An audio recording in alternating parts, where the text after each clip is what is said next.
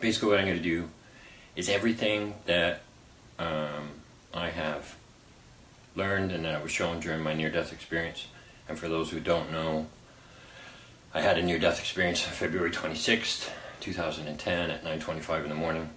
I was on a city bus during the only snowstorm of that year, and I have been having a heart attack for a good 3 days.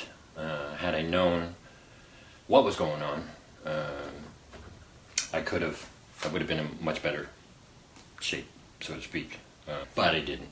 And when I got on the bus and I sat down, I died, and I was dead for physically in the physical world, physical reality. I was dead for 10 minutes, and once I left my body and I was on the other side, I went and I spent a day with 4 beings. This is all the content and everything that I've been kind of holding on and sharing with people that I've been helping over the last 7.5 years, all around the world.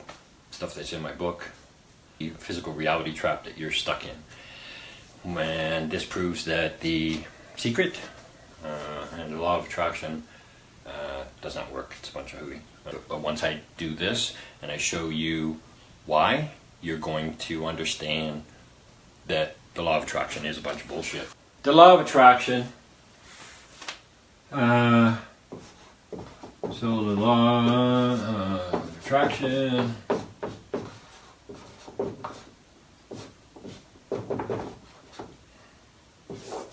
but the law of attraction, what they based things on, they loosely, and I mean very, very loosely. Basically, she grabbed a hold of Wallace Waddle stuff and rewrote it and repackaged it and created a curiosity in society to market it, right? So she was a phenomenal marketer, but she really didn't understand what she was talking about. And a lot of these gurus that are out there, what they're doing is, I've asked people, would you sit down and write a book about driving a Formula One race car? And they go, no, I wouldn't. And then when you ask them why, they say, well, because I never have, and I don't know what it's like. Yet you have all these gurus sitting out there, and they're writing books about stuff that, they develop these opinions by the mountains of books that they've read, and courses and seminars, and people have talked to them, and on and on and on, and they go, I got it, I'll write this out. But the bottom line is that they're trying to market something and looking for that 7-figure a year income. And if you're a marketer and you really got it up your sleeve, then you're successful. And my biggest downfall was that I'm not a marketer. I was a writer who had an extreme experience. And I spent an awful lot of time. I spent 7.5 years helping people all over the world for free. That if you hold in your thoughts, and I mean they understand to a certain degree that your thoughts are or have a magnetic aspect to it, and that you can draw in or magnetically attract to you a specific given situation. When in actuality, that's not how it works at all. For one thing, they tell you to be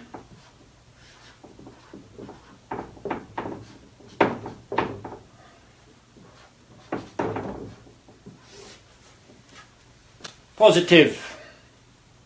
So let's talk about this, because everything is made of this.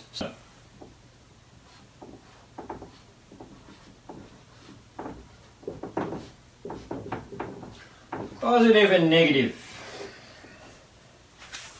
So in every particle, that it would be the flower on that other side being in the process of hitting the movie screen, has a positive and a negative aspect to it, but together they combine. So I always ask a lot of these law of attractioners and stuff like that, they harp and they go, yeah, this stuff works. And I went, okay, so out of 10 things that you're trying, how many times it worked? Well, I maybe get this, and I get a portion of it. That's just by taking a really big hammer and a square peg and reefing it right through a round hole. That's why it works sometimes, and it justified just enough, barely enough, to make it happen. But people at the time that it was the secret and everything was released, people were desperate. They really wanted something. They needed something, and it gave them. And we're gonna get on the love thing in another video or in another live stream. That'll be just about the love factor and why and everything else. But the biggest reason why things don't work is that nobody understands what side of a magnet pushes away and what side of a magnet draws to them. And because I'm yakking the way I am, it's easy to figure out that it's the positive side of a magnet that pushes everything away. And it is the negative side of a magnet that attracts everything. Hence, our lives end up being crap magnets. And it's why we unconsciously auto mode draw all the shit into our lives the way we do. Because we don't understand how this actually works. We don't understand that from a non-physical, there is every particle that is coming to be, atoms on and on and on, have a negative and a positive aspect to them. And they fit. And it's like sticking one to another, but you have to have, they only stick together when they're in sequence. So negative, positive, negative, positive, negative, positive. And then you go this way, and it's the same. So it'd be negative, positive, negative, positive. And that's how structure is formed. So with this, and this magnetic aspect is created by the electrons of the atom. Electricity creates a magnetic field, magnetism. It's automatic. You can't have one without the other. You can't have physical structure without electricity. Everything is electricity. So therefore, if everything is electricity, then everything is magnetic. Your thoughts are nothing more than an electrical current traversing over brain cells. We'll just skip to the simple part and we'll say brain cells. As it traverses, but that electrical current is actually a part of your soul. Because once the soul leaves the body, there's no electrical current in it. And biology starts to break down and dies. Without that electrical current, it does not live.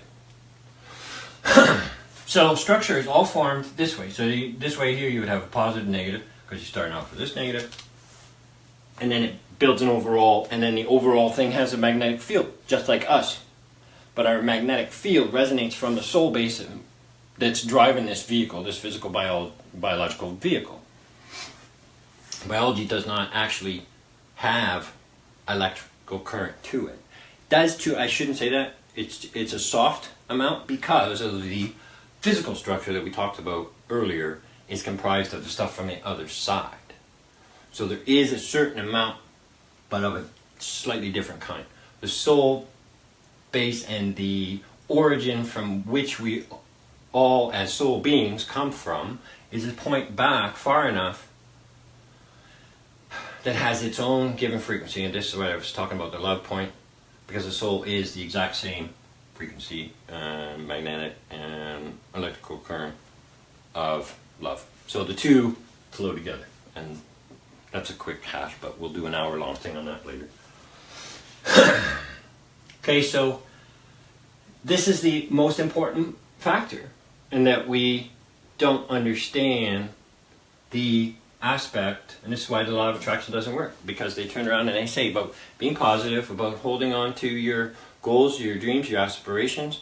And in my book I wrote out that we are architects, and that mentality or that process is only going to get you to a point of frustration, because you're going to end up pushing every freaking thing you want away rather than allowing it to unfold, then in physical reality just doing the things to bring it about.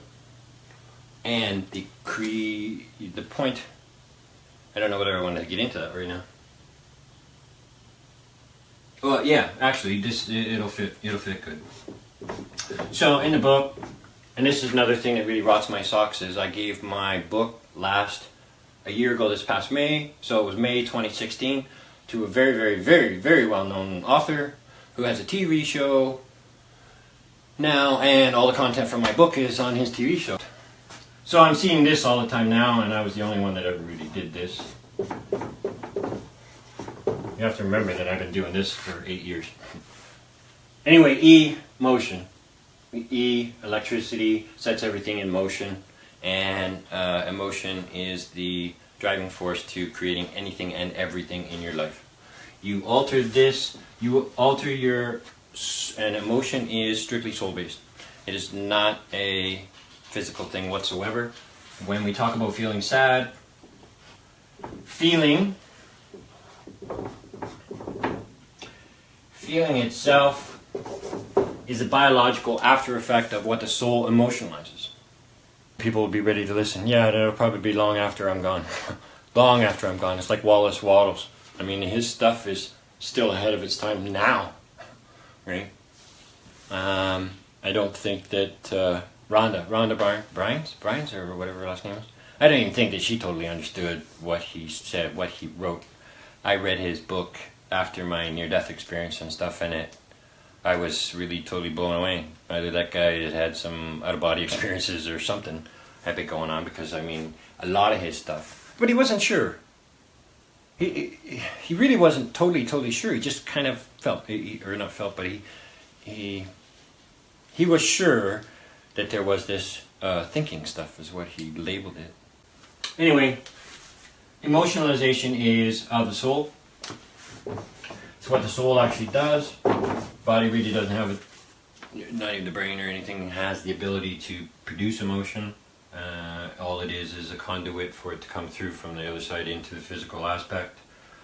Soul just pushes buttons, pulls levers via the dashboard being the brain tissue. And the brain tissue connected all to the rest of biology. So it's a case of, I want to move my right arm, I push this button in the brain, and the right arm moves.